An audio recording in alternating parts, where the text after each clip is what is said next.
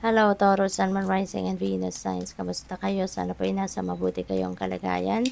Welcome back po sa Star Tarot. Kung bago kayo rito, welcome din kayo. Thank you for your support. I truly appreciate it. God bless you all. Taurus, control. Link your own constellations and take control. Okay? Take control of your life. Take control of your money. Take control of everything, no? Taurus, baka kasi ang iba sa inyo, you're being dictated, no, by someone. Baka merong ibang taong nagpapatakbo ng buhay ninyo. Sila yung nagdedesisyon para sa iyo. Sila yung nasusunod, no, sa mga desisyon mo dapat sa buhay. Discover, spot new opportunities. Ayan. So, this is something to be discovered by you.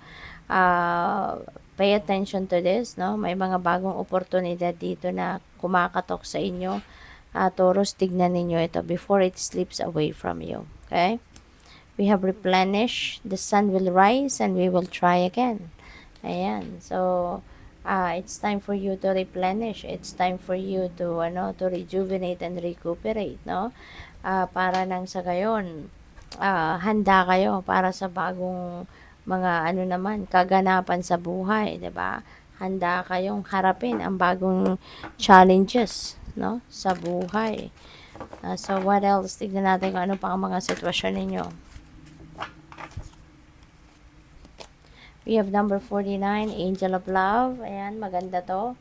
Kasi kung nanggagaling kayo sa heartache, sa heartbreak, nanggaling kayo sa difficult situation pagdating sa inyong relasyon, sa ngayon, parang nakapag-move on ka na, no?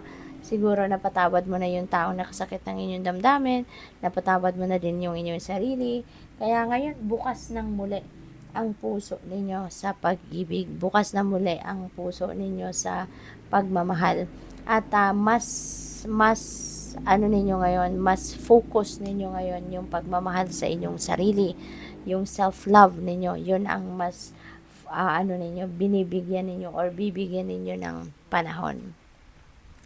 What else? We have man holding a coin. Ayan, maybe may mga dealings kayo, transactions kayo regarding money. Baka savings ninyo, investments, mga ganon, or baka loans, mga ganon. So, whatever the case may be, there is someone dito, no, na very helpful of you, very supportive of you. This could be anyone, no? Pwedeng bagong kilala ninyo ito, baka nasa financial institution ito nagtatrabaho na kung saan doon kayo nagtatransact ng inyong pera, or pwedeng boyfriend ninyo to, pwedeng asawa, pwedeng kaibigan, no? Na nandiyan para tulungan ka, or nandiyan para suportahan ka sa mga transactions ninyo pang kaperahan. This could be also someone na mapera, no? This could be a wealthy man. Maaaring marami na siyang ipon, very successful na siya sa kanyang money, career, and finances. Yung ganun ba, no? Kaya napakaganda na you have someone dito na very supportive of you. Goddess of the Moon, pay attention to your intuition. Okay, Taurus? Maraming guidance, no, ang binibigay sa inyo ng divine. Maraming guidance yung parang nandiyan, no? Nandiyan sa isip ninyo.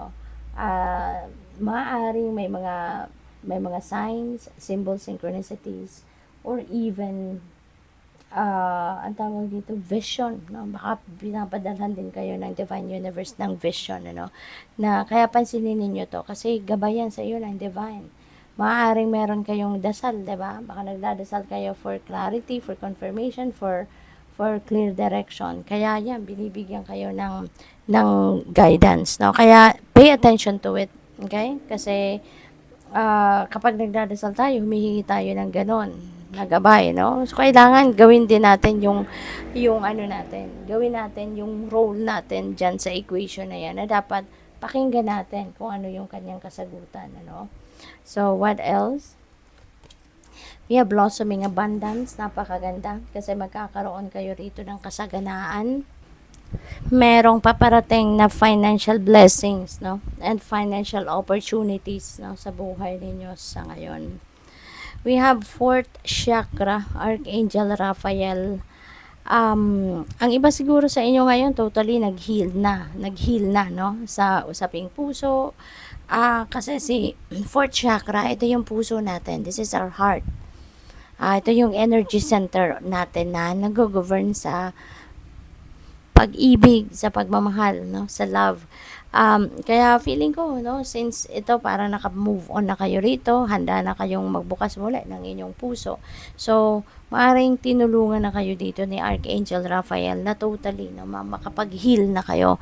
Totally na kayo. Totally tawag dito, totally ma-overcome nyo na, kumbaga, no, kung ano man ang emotional turmoil, emotional burden na pinagdaanan ninyo in the past. What else? We have the world. Wow. So, ang daming bagong oportunidad, no, na dadating sa'yo. Spot new opportunities, no? Opportunities, hindi lang isa, kundi marami. And ito, you are facing a wide array, no, of opportunities. There's so much potential out there, no, na kinakaharap ninyo sa ngayon. Kaya, take control, no? Take control of your life na sa ngayon. Make a decision for your own self, 'di ba? Sa ngayon, kayo na magdesisyon para sa sarili ninyo, para makapamili kayo ng kung ano talaga yung gusto ninyong gawin, ano talaga yung gusto ninyong maging, no, pagdating ng panahon. At maaring maraming oportunidad dito na sa iba't ibang parte ng buhay ninyo. Kaya naririnig ko worldly success, ano. So, siguro meron dito naghihintay, no, na worldly success sa inyo sa kung ano man ang oportunidad na kukunin ninyo rito. Kasi iba-iba to. Pwedeng related yan sa trabaho, career, negosyo, 'di ba? Investment, family, relationship. So, it could be anything na pwedeng dumating sa inyo sa ngayon. Kaya, good luck. Thank you for watching. Love and light. Namaste.